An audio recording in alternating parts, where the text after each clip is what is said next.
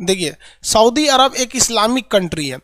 यहाँ पर पेट्रोल और खजूर बहुत ज़्यादा मात्रा में होता है, उसके सिवा यहाँ कुछ नहीं होता है। पेट्रोलियम, गैस पेट्रोलियम बहुत ज़्यादा, इसलिए लोग बहुत ज़्यादा डेवलप हो गए हैं लोग। सऊदी अरब एक फुल टू इस्लामिक कंट्री है। इस्लामिक कंट्री यानी यहाँ इस्लामिक नियम लागू होते हैं। यहाँ के दो सबसे प्रमुख शहर हैं जो पूरी तरह से मशहूर है धार्मिक चीज़ों के लिए। हालांकि किसी भी देश की तो राजधानी फेमस होती है, सऊदी अरब की राजधानी रियाद है। यहाँ की मुद्रा रियाल है, राजधानी रियाद है। यहाँ पे पूरा का पूरा ज़मीन मरुस्थल है, यहाँ पर कोई भी नदी नहीं बहती है। यहाँ पानी की बहुत सारे समस्याएं हैं, बहुत पेट्रोलियम से महंगा पानी हो जाता है। लेकिन यहाँ दो शहर बहुत फेमस हैं, एक मक्का, एक उसके ऊपर मदीना। मक्का और मदीना ये दोनों हज यात्रा के लिए प्रसिद्ध है। मक्का और मदीना दोनों किस लिए प्रसिद्ध है भैया? हज यात्रा के लिए प्रसिद्ध है। बाकी इसकी राजधानी रियाद है। इसकी राजधानी क्या है? रियाद। यहाँ देखेंगे मक्का और मदीना ये किस समुद्र के पास है? तो लाल सागर के पास है, मक्का और मदीना।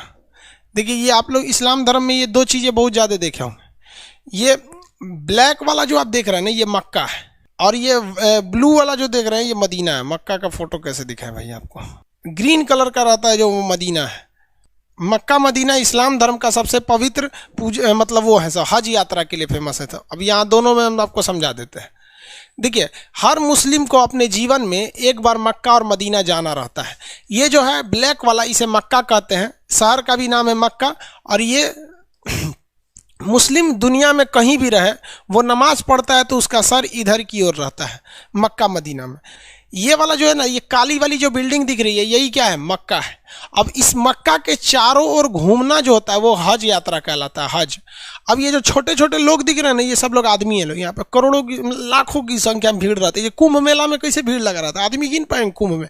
वैसे यहाँ पूरी दुनिया के मुस्लिम यहाँ जाते हैं और इसका हज करके चक्कर लगाते हैं। हज यात्रा कहा जाता है, ठीक है। हज यात्रा कंप्लीट कब हो जाता है? जब आप मक्का में जाते हैं तब। ये मक्का को कहा जाता है कि ये मतलब ये अल्लाह के पूजा स्थल के लिए इसका मुख्य रूप से महत्व है।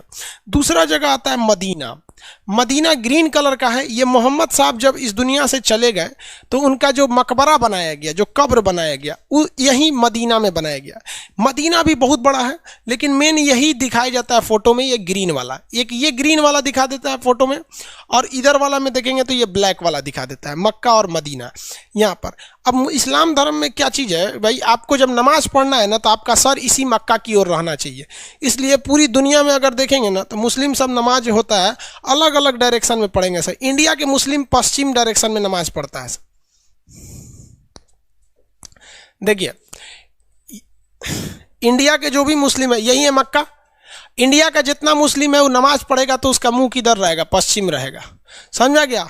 मुसलमानों में एक चीज़ बहुत सब पश्चिम मुँह करके वो झूठ नहीं बोलता है सब। लेकिन झूठ बोलने वाले तो यार गीता और कुरान पे कसम खा के झूठ बोल देते हैं। लेकिन ऐसे मुसलमानों में एक प्रचलन है, वो कहिएगा कि चल पश्चिम मुँह बोल के, तो पश्चिम मुँह, तो पश्चिम मुँह उनके कहने का सेंस है। यहाँ मक्का और मदीना है, यानी इस्लाम धर्म में दो ही लोग का महत्व है। एक अल्लाह ताला का, उन्होंने अपना पैगम्बर मतलब समझिए कि सबसे प्रिय, अल्लाह को जब सबसे प्रिय होते हैं उन्हें प्रोफेट यानी पैगम्बर कहते हैं।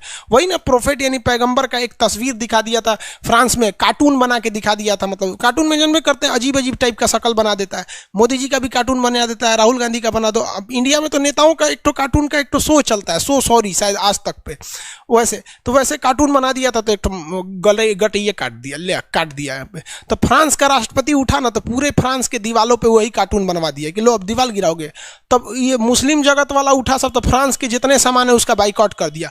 सुपरमार्केट मॉल वगैरह से सामान का फ्रांस का सामान में फेंक दिया। अब दोनों आपस में लड़ रहा है सब। तो ये सब चीज़ें यहाँ पर। तो ये पश्चिम दिशा में वो लोग क्या करते हैं? नमाज पढ़ते हैं। इसलिए मस्जिद देखिएगा ना, हमेशा उसका मतलब वो नमाज पढ़ने वाला पश्चिम डायरेक्शन में होगा। तो ये पूजा स्थल होता है, वहाँ हज यात्रा करना जरूरी होता है। इससे दो चीज़ें बड़ा विवादित होती हैं। कुछ लोग का कहना है यहाँ शंकर जी का मंदिर है। भैया ये सारी चीज़ें एक आडंबर है। ये वैसे ही कहते हैं लोग कि शंकर जी का मंदिर है, जैसे लोग कहते हैं गुल्लर के फूल डाल दोगे तो कोई चीज़ खत्म नहीं होगा।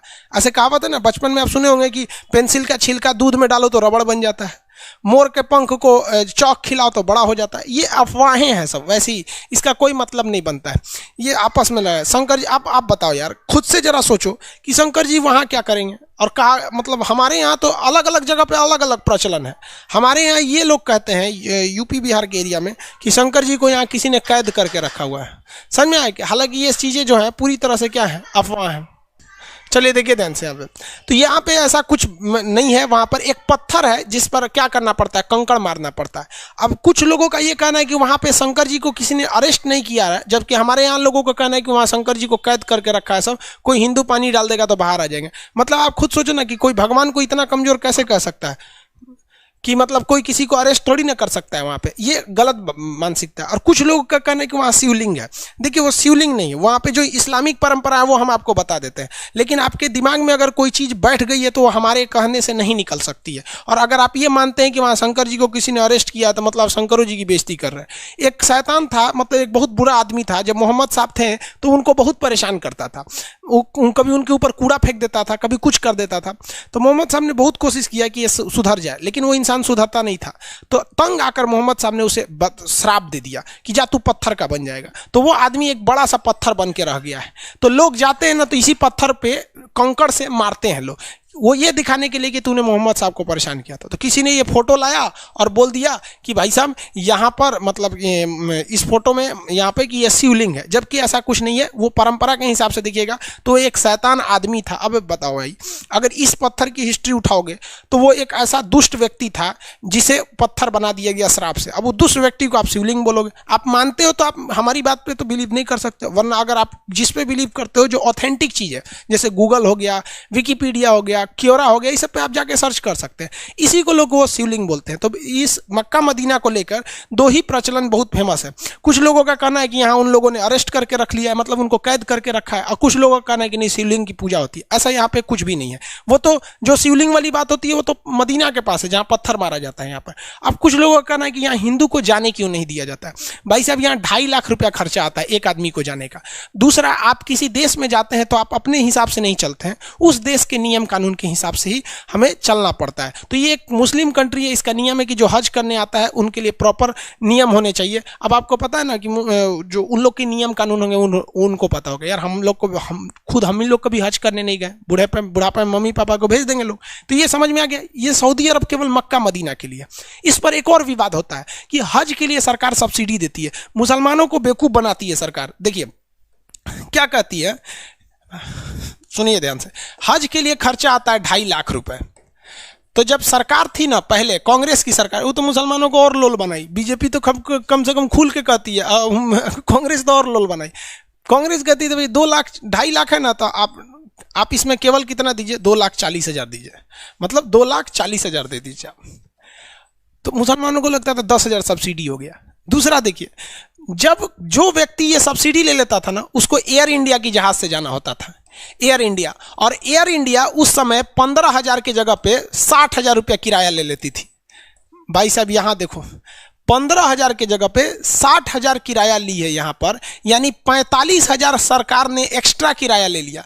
जबकि हज के लिए आप किसी भी दूसरे जहाज से जाइएगा तो 15,000 ही किराया है, लेकिन एयर इंडिया से जाइएगा हज करने के लिए तो 60,000 लेगा, आपको 45,000 एक्स्ट्रा लेगा। छूट कितना दिया है, 10,000 का। मुसलमानों को लगता है सब्सिडी मिल रही है। तो सबसे पहले भैया तू तो यहाँ लोल बन रहा है। दूसरी बात क्या चीज़ होती है कि हज का एक नियम है कि आप दूसरे से पैसा लेकर हज यात्रा नहीं कर सकते हैं। तो आप सरकार की सब्सिडी लेके काय लिए हज यात्रा करते हैं। ये सारे धर्मों में है कि भैया अपने कमाई से जाइए, नहीं तो घर में ही भगवान की पूजा कीजिए। तो सऊदी अरब की यही 2-3 चीज़ें फेमस हैं वहाँ पर, और बाकी कुछ है नहीं। वहाँ पेट्रोल है, धार्मिक चीज़ें। अब कोई भी जाता है यहाँ पे तो लाखों रुपए उसकी इनकम हो जाती है हज यात्रा से। अब जैसे आप खुद सोचिए ना भाई, इलाहाबाद में अगर हर साल कुंभ का मेला लगेगा तो इलाहाबाद के लोगों की तो इनकम वैसे ही बढ़ जाएगी, क्योंकि जो भी आता है हज करने वो 45 दिन रुकता है। तो आप कभी कुंभ मेला में जाइएगा तो वहीं के लोगों के टेम्पू में बैठिएगा, वहीं के होटल में रहिएगा, बहुत इनकम हो जाता है ना एज ए टूरिस्ट के लिए यहाँ पर। तो ये मक्का मदीना यहाँ हो गया। बाकी ज्योग्राफिकली इसका कुछ खास महत्व नहीं है। समझ में आ रहा है कि नहीं आ रहा है?